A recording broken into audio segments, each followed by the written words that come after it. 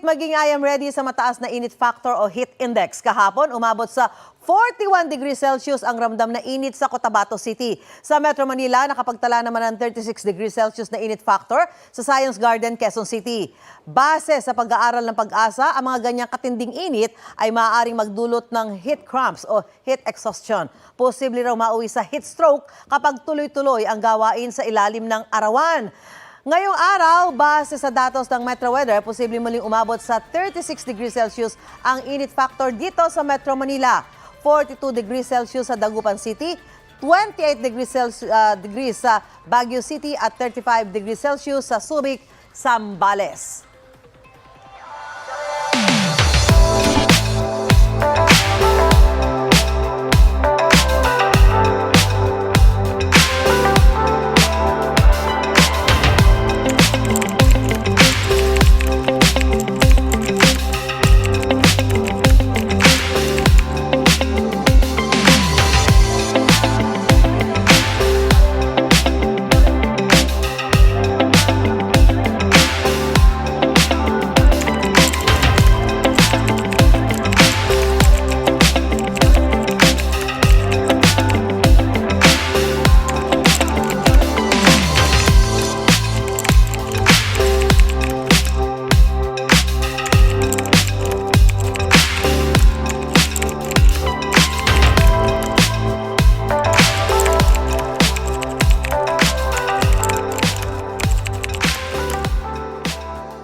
Isang army trainee ang nasawi dahil umano sa heat exhaustion sa probinsya ng Isabela. Ayon sa militar, hinimatay ang 21 taong gulang si Jackson Lataan Manalog sa gitna ng training sa kampo ng 5th Infantry Division. Una siyang dinala sa medical hospital ng division pero kinailangan siyang ilipat sa Isabela Doctors General Hospital. Ayon sa doktor ay kinalaunan namatay si Manalog dahil sa cardiorespiratory arrest secondary to heat exhaustion. Bibigyan daw ng tulong ng militar ang pamilya ni Manalog, git ng 5th ID. Lahat ng kanilang recruit ay pumasa sa physical exam, dumaan sa mabusising selection process pero pinaimbisigan pa rin daw ang pagkasawi ni Manalog.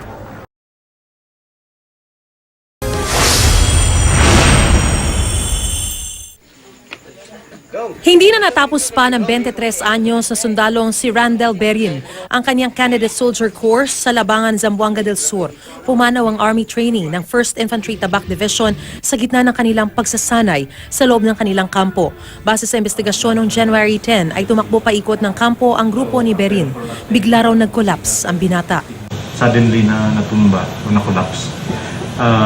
Umaga yon, they're having the road run. It was a team run. Sabay-sabay naman silang tumakbo galing doon sa training school sa taas din papunta dito sa ruta nila. Then suddenly, according sa mga kasama niya sa team, bigla na lang natumba. Tapos nirush nila dito sa station hospital namin. Habang itinatakbo sa ospital na wala ng pulso si Berin, agad namang sinubukan ng mga doktor na i-revive ang biktima. Nang ma-revive, inilipat siya sa ospital sa Dagupan City kung saan 4 na araw siyang comatose.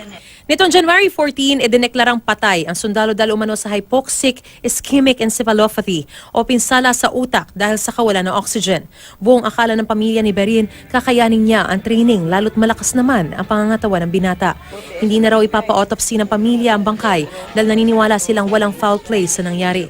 Nangako na ng tulong pinansyal ang Philippine Army para sa pamilya ng biktima. Sa susunod na buwan sana magtatapos si Berin sa Candidate Soldier Course ng Philippine Army. Isang kadete ng Philippine National Police Academy o PNPA ang namatay matapos ma-heat stroke habang nasa training. Ayon sa pamunuan ng PNPA, hinimatay si Al-Rashid Macadato at 4 niyang kasama habang tumatakbo sa Oval mag-aalas 5 ng hapon noong Martes. Agad naman daw silang dinala sa dispensary para lapatan ng paunang lunas. Pero si Macadato kinailangang dalhin sa ospital makalipas ang 2 oras. Doon siya binawian ng buhay kinaumagahan. Dagdag pa ng PNPA, walang hazing na naganap. Nagpapagaling pa ang iba pang kadete. Desidido namang magsampa ng kaso ang pamilya ni Macadato. Kuha ang Ang larawang ito noong nagsisimula palang buuin ni Pulis Trainee Vanessa Teñoso ang pangarap na maging parte ng Special Action Force o SAF. Gusto niya kasing maging pulis tulad ng dalawang kapatid. Pangarap na hindi na niya matutupad. Namatay si Vanessa kahapon matapos ma-heat stroke at atakihin sa puso habang nagtitraining sa Camp Vicente Lim sa Laguna. Ayon sa pamunuan ng National Police Training Institute o NPTI, biglang dumaing ng pagkahilo si Vanessa. Dinala siya sa ospital pero namatay din. Bago iyon, higit 2 oras din silang nakatayo sa init ng araw dahil sa kanilang training. Aalamin pa ng PNP kung may dapat imungkahing pagbabago sa training tuwing tag-init. Oktubre noong isang taon, isang police scout trainee ang namatay sa Agusan del Norte dahil sa matinding init. Sa training kasi, merong standard yung physical exertion or physical test or agility test.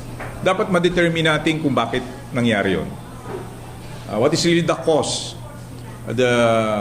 Yung ba epekto ng, yung ba may effect ba dun sa program of instruction na dati namang ginagawa na ng ating mga estudyante roon.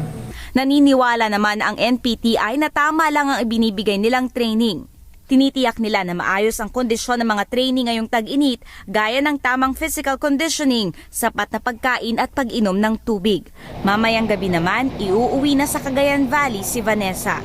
Caroline Bonkin, ABS-CBN News. Isang police trainee naman sa Isabela ang biglang binawian ng buhay sa gitna ng physical fitness training. Ang itinuturong dahilan, heat stroke. Yan ang magang balita ni Julius Camba. Matinding lungkot ang sumalubong sa pamilya Conag sa pag-uwi ni Police Trainee Loris Conag kahapon sa Piat, Cagayan. Wala ng buhay si Loris nang inuwi mula sa Police Training School sa Kawayan City, Isabela. Kabata-bata niya, ganyan ang nangyari sa kanya. Hindi makausap ang misis ni Loris sa sobrang pagkabigla. Clear na clear lahat ang medical niya, sir. Ayon sa direktor ng Regional Training School ng Philippine National Training Institute sa Kawayan City, biglang nag-collapse si Loris sa kasagsagan ng physical fitness training nitong Miyerkules. Agad siyang isinugod sa ospital pero binawian din ng buhay. Kataon lang siguro na yung panahon ay kahapon sobra init.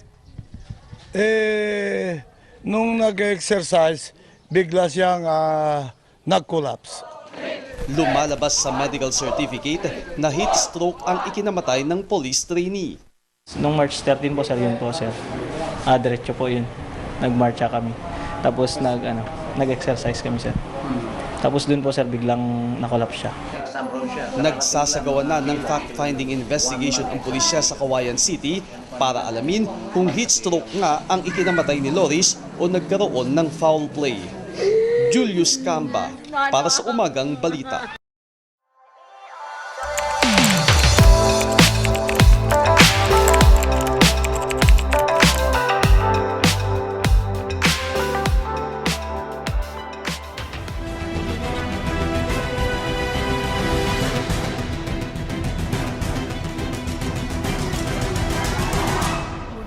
Military training, deployments, and missions often demand intense physical activity in extreme environments. Service members are often required to wear protective clothing, operate combat vehicles, and work in engine or boiler rooms. Medical and academic science shows the human body can tolerate extended exposure to most naturally occurring heat stress if given adequate water, shade, and a level of physical activity that matches the environmental conditions. Excessive exertion in the heat may eventually degrade mental and physical performance, resulting in exertional heat illness and sometimes heat casualties. Knowing the risk factors and mitigating them is important. Recognizing and heeding the warning signs and symptoms of heat stress and taking decisive action are all critical. Prevention awareness and immediate treatment ensure the health and safety of service members and mission success.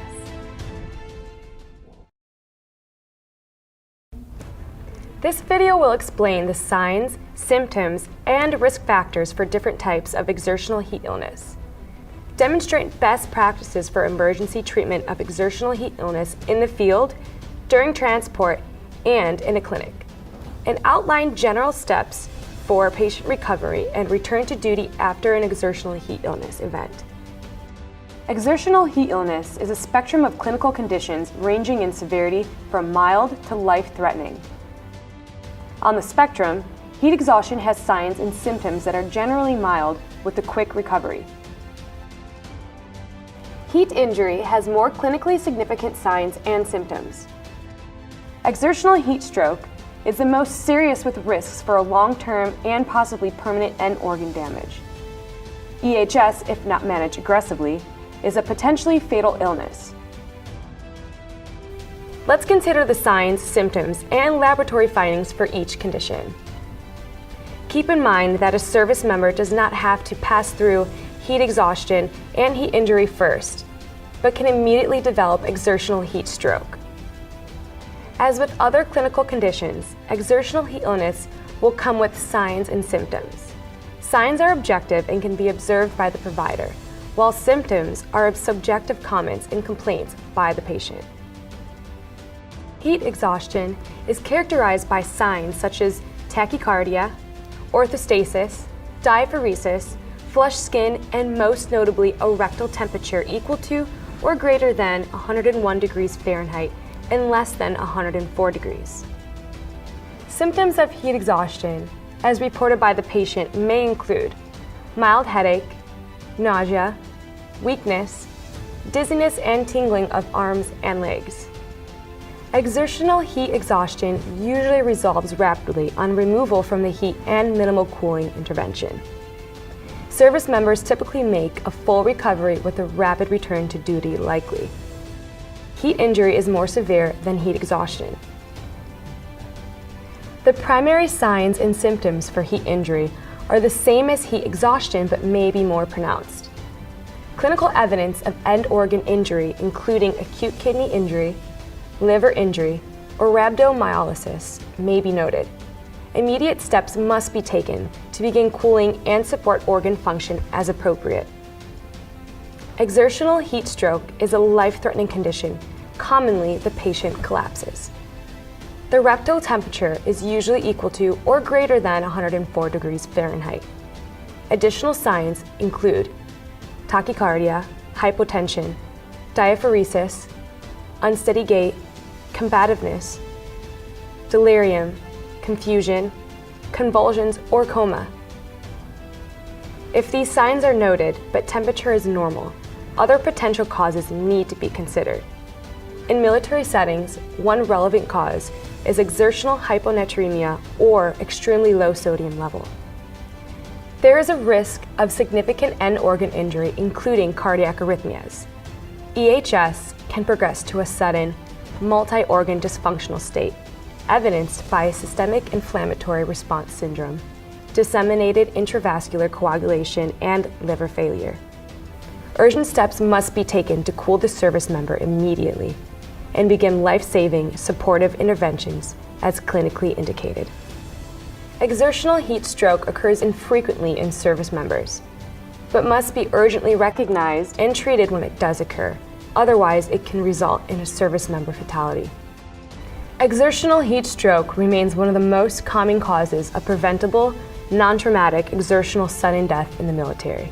Between 2010 and 2015, the number of EHS incidents remained relatively consistent. More males have an incident of EHS than females, and they are often 20 years or younger. Exertional heat illness occurs most often with young military service members who have a limited state of acclimatization. It also occurs when there is a mismatch between their level of fitness and training, the intensity of activity or exercise, and the environmental heat load.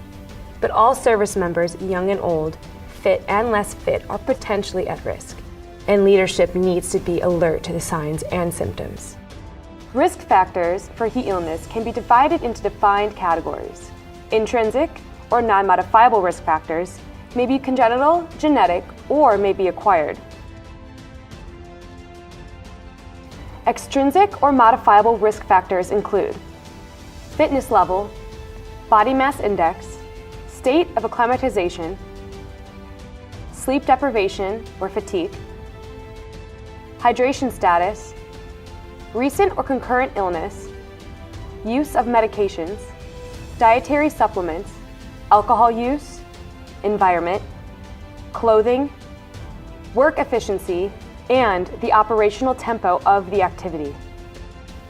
In military settings, physical activity, protective gear, and conditions like high air temperature, high humidity, low air movement, and radiant heat from the sun all contribute to the environmental heat load.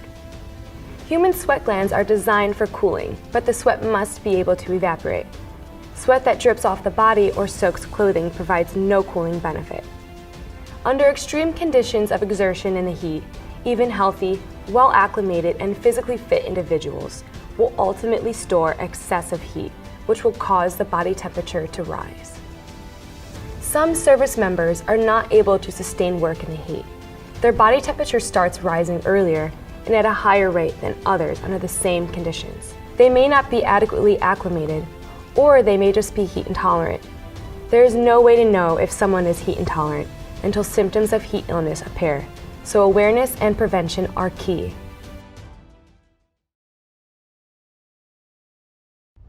Prevention of exertional heat illness can take many forms. The wet bulb globe temperature, or WBGT, is used to estimate the magnitude of environmental factors and heat stress on humans. Factors including air temperature, humidity, wind speed, and visible and radiant heat, such as sunlight, are measured to determine WBGT.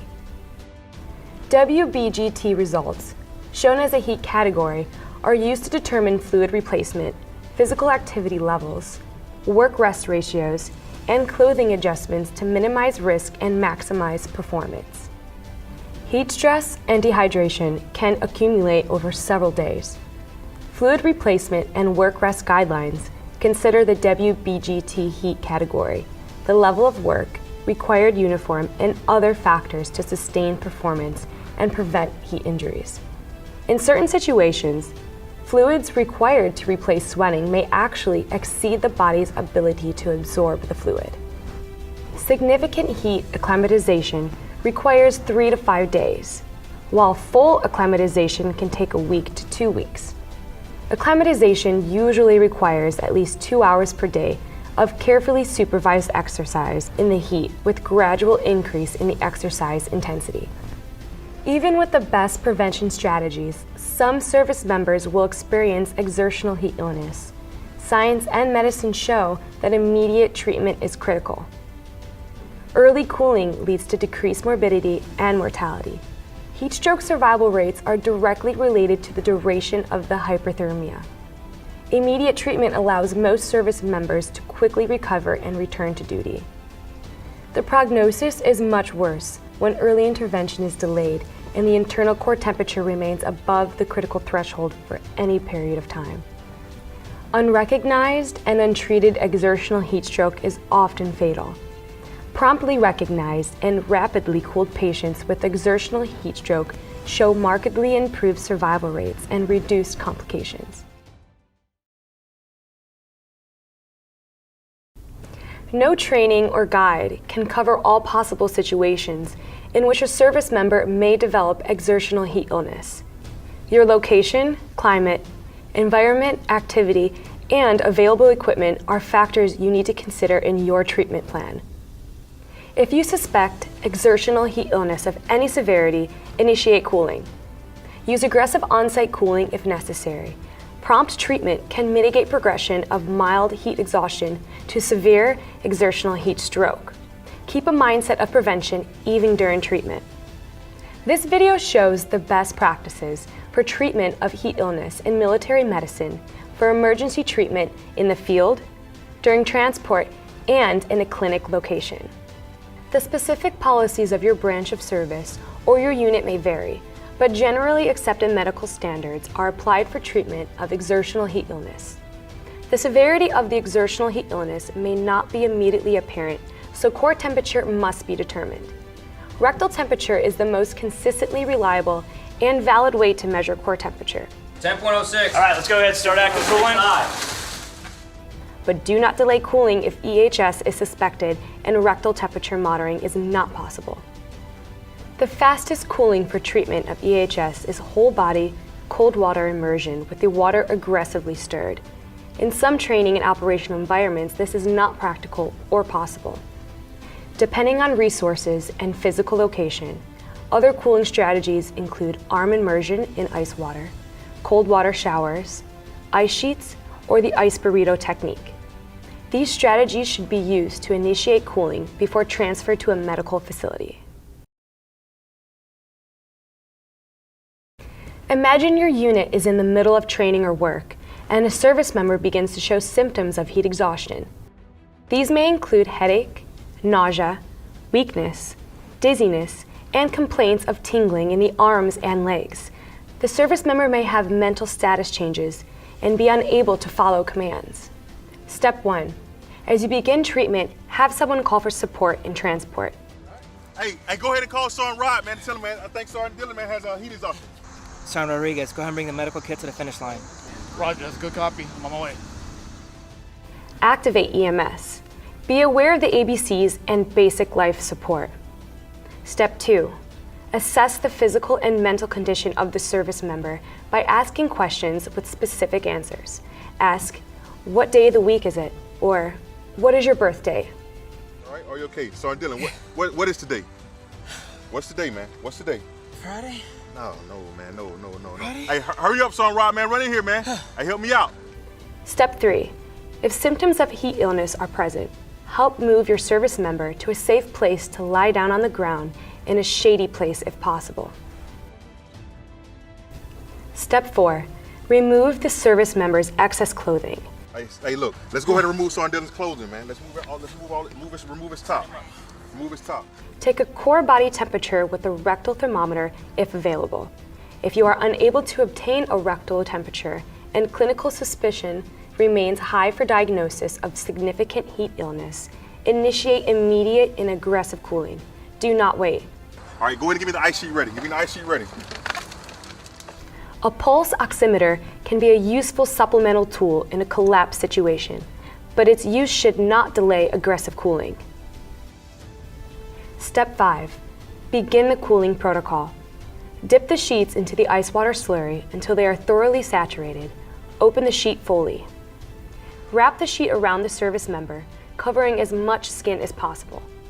Wrap the sheet underneath to create an ice burrito. Wrap an ice towel around the head, covering the top of the head. Be sure to keep the first ice sheet in place, and then add an additional ice sheet over the first. Remove the secondary ice sheet and towel every 30 to 60 seconds, and put it back into the slurry. Replace with a new ice sheet and towel. Step 6. Continue with ice sheets. Assess and monitor vital signs every minute for mental, cardiac, and pulmonary status. Continue to monitor rectal temperature if available. If the patient is confused and body temperature is normal, exertional hyponatremia should be considered. Exertional hyponatremia is an abnormally low level of sodium in the blood. It typically results when the sodium lost from sweating is not replaced and significant amounts of water or other fluids are provided. If a rectal temperature cannot be obtained, exercise caution with IV fluids. Give IV fluids at a rate of not more than KVO or keep vein open, pending the results of an urgent blood sodium test. Overly aggressive use of IV fluids can be fatal.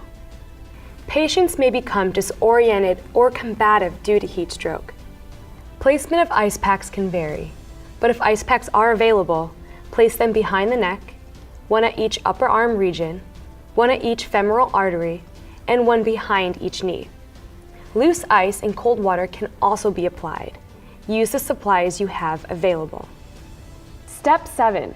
Continue cooling until the rectal temperature shows between 102 and 102.5 degrees Fahrenheit.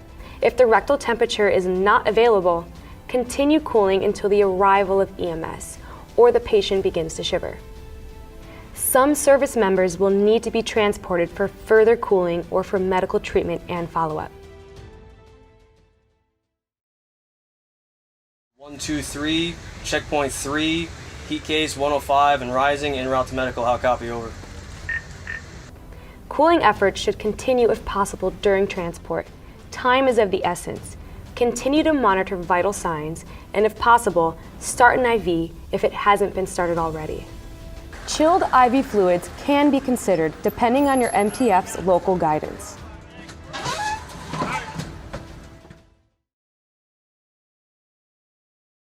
At medical treatment facilities, a protocol for treatment of heat illness should be established in advance of any patient arrival. Assemble medical equipment required to treat heat illness or create a list for quick reference. Define a team of providers and a system to contact them for immediate response. Identify a team leader and other key positions and responsibilities. Resources may vary at your location, but keep in mind these best practices for medical care. Step 1. When the MTF is contacted about an incoming suspected heat stroke patient, assemble the team of providers, equipment, and ice to a defined location. Step 2. Upon arrival, the next steps may take place simultaneously depending on the number of personnel and the cooling strategy.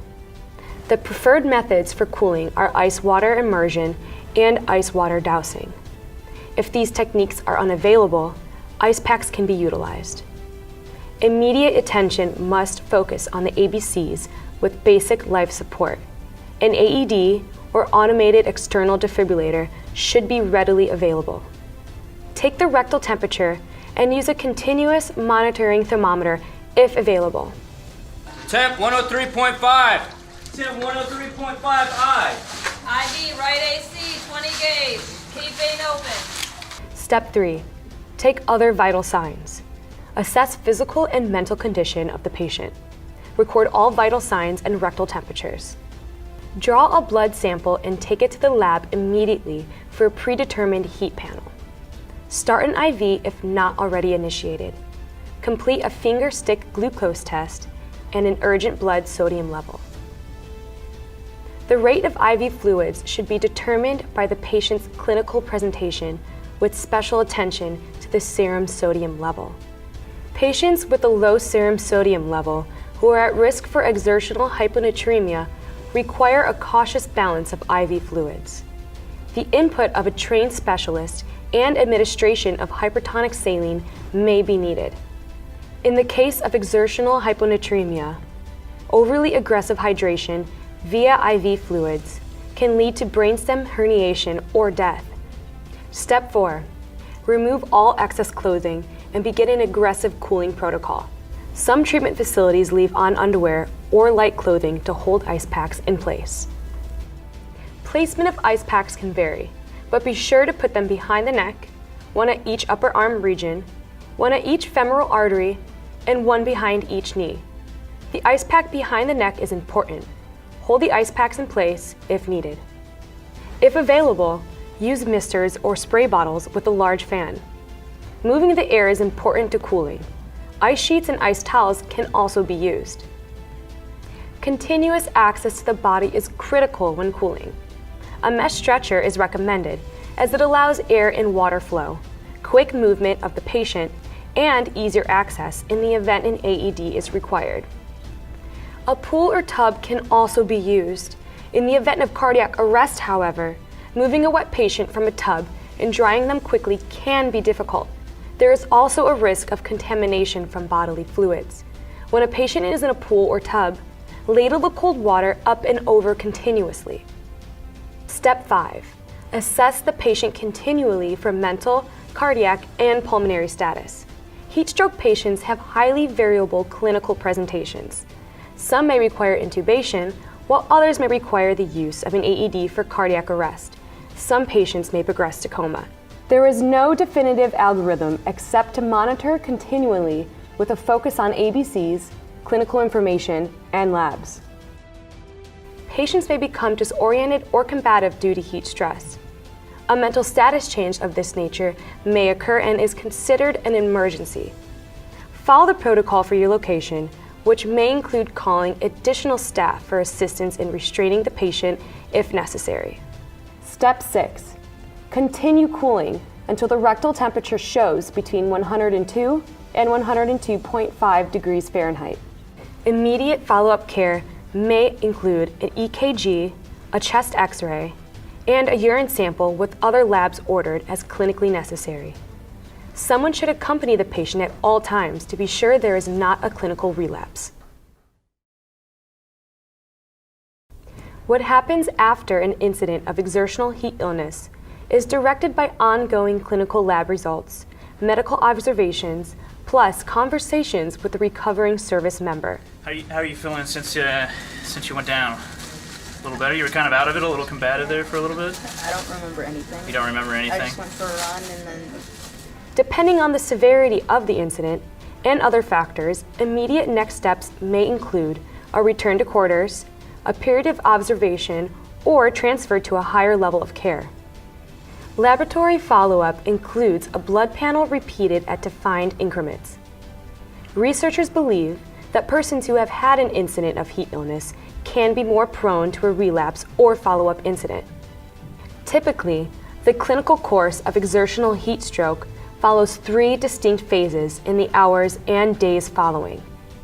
Acutely, the service member should be assessed for changes of the central nervous system, gastrointestinal, pulmonary, and metabolic systems, as well as a systemic inflammatory response syndrome. Hematologic and enzymatic disorders peak in the 24 to 72-hour period after the incident. The service member should be watched for disseminated intravascular coagulation and rhabdomyolysis. Late impacts at the 3 to 5 day mark may include liver failure or acute kidney injury. In some cases, it can take several days for other serious issues to surface. Okay, so I want you to just kind of take it easy today, all right? We'll have you come back in again tomorrow, all right? So I'll see what the lab results are today. We'll talk about those tomorrow when they come back in. In the meantime, make sure you're drinking plenty of water, okay? Getting plenty of rest. It is important to note that not all EHS cases progress through the 3 phases. Early cooling may avoid clinical deterioration and the complications may be avoided. Clinical decision-making requires experience, anticipation of potential complications, and a skilled medical team.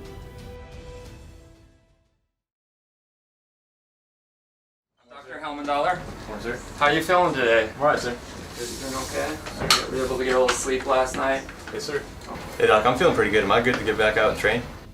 As for return to duty, it will be directed by service-specific guidance.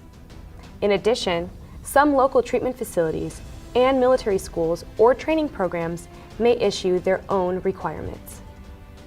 But 3 core elements are common to all return to duty decisions: an established diagnosis, a return to normal state from an end organ injury, a period of recovery that allows for exercise and heat acclimatization. For the purpose of follow-up and medical evaluation board determination, the service member will be reassessed weekly for presence or absence of both complications and contributing risk factors. Return to duty is generally driven by the service member's recovery during the 2-week period following the event. The service member's status will be classified into one of 3 categories. First, heat stroke without sequelae or other complicating conditions. This is defined as having all clinical signs and symptoms resolved by 2 weeks following the event.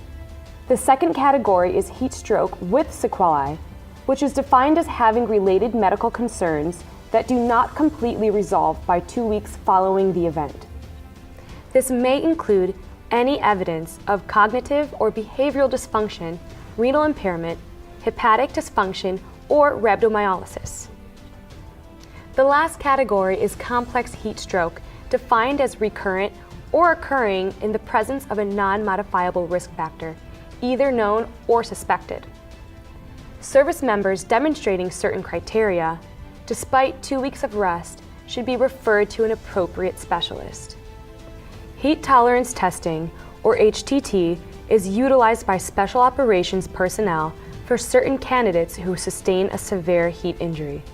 The Consortium for Health and Military Performance, or CHAMP, at the Uniformed Services University of the Health Sciences currently conducts HTT as a research tool. The HTT is recognized by the American College of Sports Medicine for some heat illness cases where return to play is difficult. At CHAMP, the HTT involves a 2-hour test in a heat chamber with continuous monitoring of the service member's heart rate, skin temperature, and rectal temperature both before, during, and after the test. Heat tolerance is demonstrated by a rise in temperature to no more than 38.5 degrees Celsius or 101.3 degrees Fahrenheit, with a plateau in body temperature dynamics. The heart rate must also stay below 150 beats per minute during the test. Heat intolerance is demonstrated by a heart rate that exceeds 150 beats per minute or a maximum temperature of over 38.5 degrees Celsius. When the temperature rises to this level, it typically means that the service member also has not demonstrated the plateau in body temperature dynamics during the test. Heat tolerance testing is used as one piece of information to guide the medical provider in a return to duty decision. Exertional heat illness is a serious condition. It can be a true medical emergency with multiple organs and systems involved. Medically, it's better to immediately treat for the worst case scenario than to not treat. For some heat illness patients, proper cooling is medically essential. Otherwise, it's as if they were never treated at all. Long-term impacts and death from exertional heat illness are avoidable. It requires awareness and prevention, and when needed, accurate temperature assessments, prompt and aggressive medical evaluation, treatment, and a medically supervised follow-up leading to return to duty.